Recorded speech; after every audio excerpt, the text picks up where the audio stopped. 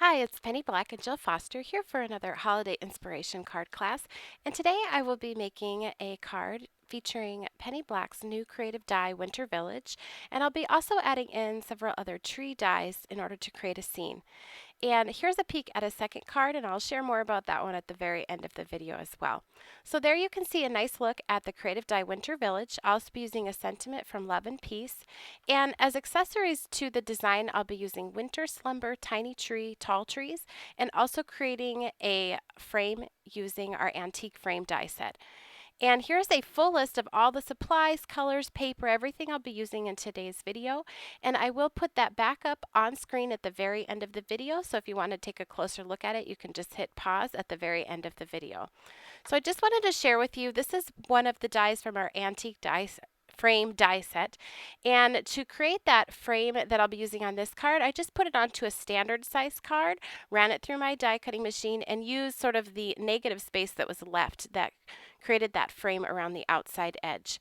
And when I'm working with dies, I really love to cut everything from, usually I use Canson 140-pound watercolor paper, which is what I've done here today. And I love just cutting a whole bunch of different pieces. So cutting a lot of different trees that I can move around and play with while they're white before I add color, just like I'm doing here in order to create my design. And for me, that's one of the funnest things about dies is that you have that flexibility of just moving things around until you really like the look of it. Once I have a design in mind, I like to go ahead and paint my die cuts, and I'll be using Distress Ink Reinkers used as watercolors, and I'm just putting a dot of a few colors down here on an ink palette. I will be using peeled paint and fired brick, also gathered twigs and peacock feathers. And you can also use watercolors, colored pencils, whatever medium you prefer, you can use to color in your creative dies. I like these because the colors are really rich and bold. So I'm just going to pick those up here with a watercolor brush. I'm going to start with that peeled paint and just paint in all these cute little trees.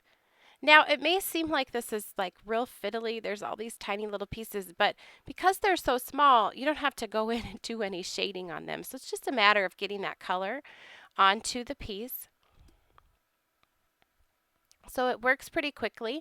Sometimes if I am just in the mood to color, I'll just sit down and die cut a whole bunch of different dies and pieces, and without even having a card in mind, I'll just paint them and color them and then later go back and work them into a finished card design. So I've got the green trees done with peeled paint. Now I'm adding just a little bit of the gathered twigs Distress Ink Reinker. And I have this little piece. This is part of that Winter Village creative die. It's like my favorite little piece. I love the little snowman here by the ice skating pond. Now for the houses, I decided to paint all of mine with the fired brick. And excuse my head there. I was just looking to get that a nice even line there where it met the snow. But I think these would also look really pretty if you did everything in like a neutral sepia tone, or you could do like a rainbow of colors on the houses and do some type of sentiment like merry and bright. I think that would also be a really fun way to do this die. Another way, if you didn't want to paint this creative die, is to leave it white and do like a very dark blue background with splatters of paint for snow. Be a real simple look, but very elegant.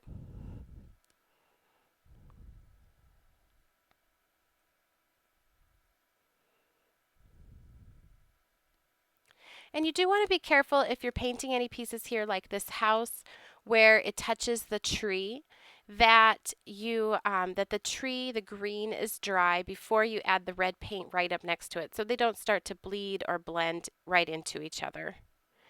And if you want to darken up your color, you can just add another layer right on top, which is what I'm doing right there, just to deepen up that red.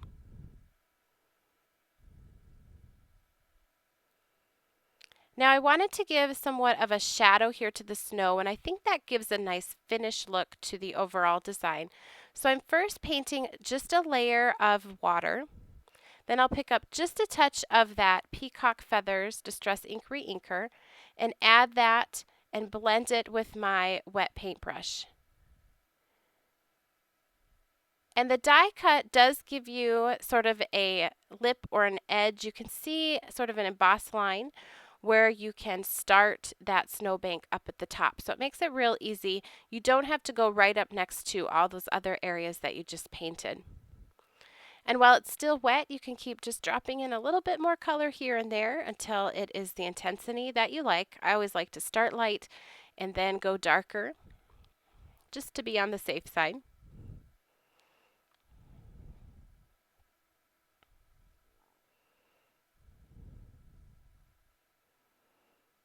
And then I will do the same on this little piece here. Now I didn't paint the trees on the right because I know those are going to be hanging off the edge of the card. So they will not be seen, so I didn't worry about painting those in green. And you will want to save when you die cut that piece, at least I did, that little, like the interior of the ice skating rink or the pond. And I'm going to paint that just a little bit darker for contrast. Now, when I need to dry my die cut pieces, especially these real small ones, I just use a piercing tool to hold them on an old acrylic block, and then I can dry them with my heat gun. Now I'm going to work on the trees. These 3 trees, that I showed at the beginning, and they're the winter slumber, tiny tree, and tall trees. I just love these together. They're each so unique, but they layer together. The heights are really nice for layering onto a card. I'm just painting them all with the peeled paint, distress ink, re-inker, kind of just working assembly line style. Now the winter slumber I will paint with just a little bit of the gathered twigs right up the center of the tree. I didn't want it to be on all of the branches because in my mind I was thinking if they were white they'd be kind of frosty, snowy covered branches. So I just put that in the center to give it more of a finished look than just plain white, and also to tie into the trees that were part of the Winter Village die cut. Now I am going to add a little snowbank on the outer antique frame that I cut, so I just hand trim this, and I'm putting that same peacock feathers as a shadow so it ties into the Winter Village die cut.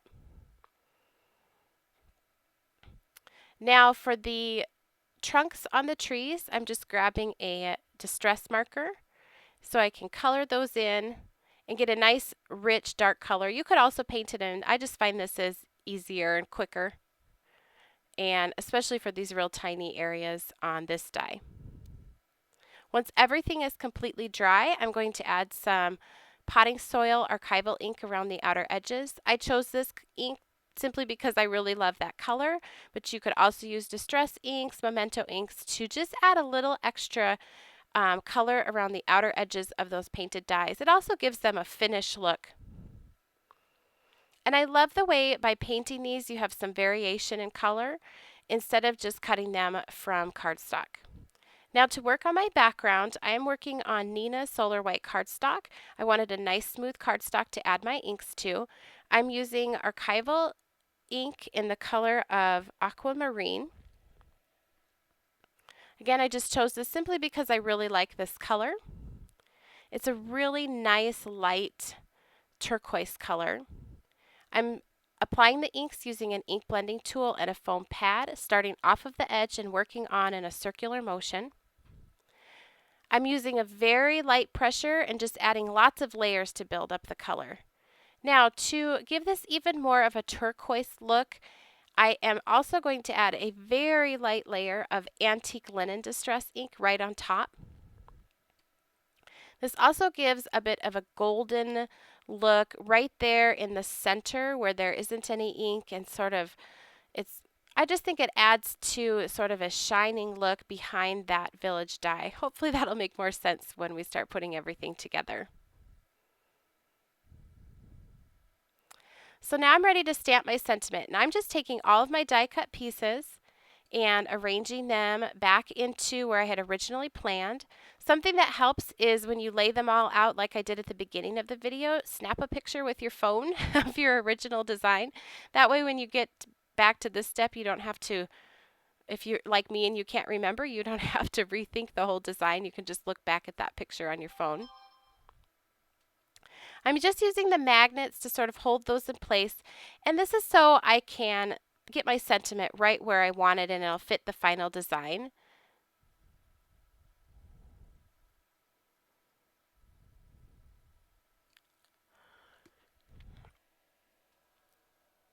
And my sentiment is from the new transparent set Love and Peace.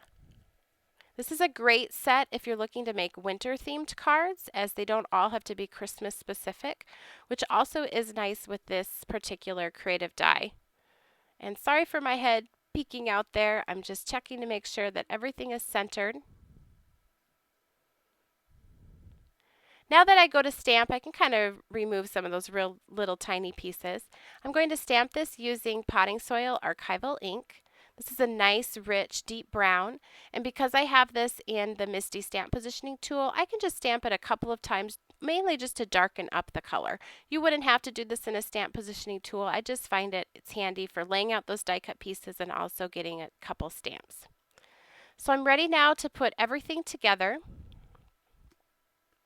I'm using Tombow Mono liquid adhesive to glue down my small die cut pieces. And I really love this step, especially when working with dies. It's just so fun to start seeing everything coming together the way that you planned it, seeing all of the colors and how things have been painted. Now, if I have any large areas here, I just use some double-sided tape. So you can mix your double-sided tape with your glue. I did not put any adhesive right onto the village, houses, or trees. I like the dimension that that gives when they sort of are popping up from the back of the card.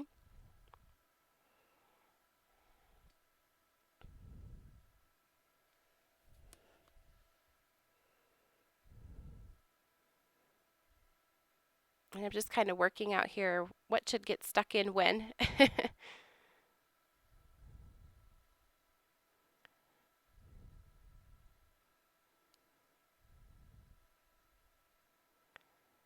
And you'll see that some of the pieces are hanging off the edge of the card.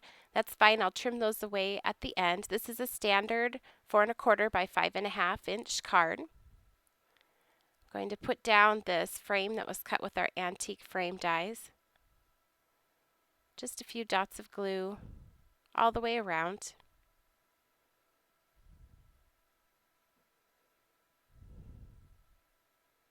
I think it's amazing what a finished look that frame really gives everything. I've used it on a lot of different cards.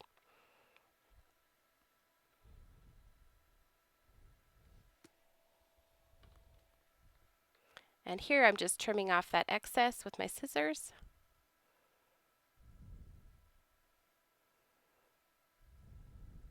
Now I like to work on just a flat panel, like my background is just a piece of cardstock that's 4 1/4 by 5.5. And when I'm completely finished with the card, then I mount it to a note card. I don't like working on a note card for some reason, so this is just how I get around that. Just end up adhering whatever I've done to a note card once it's complete. Now with this tree, I had part of it extend onto the frame. And here's that little snowbake that I trimmed. And I think this is a fun way to sort of have this go over the frame as well.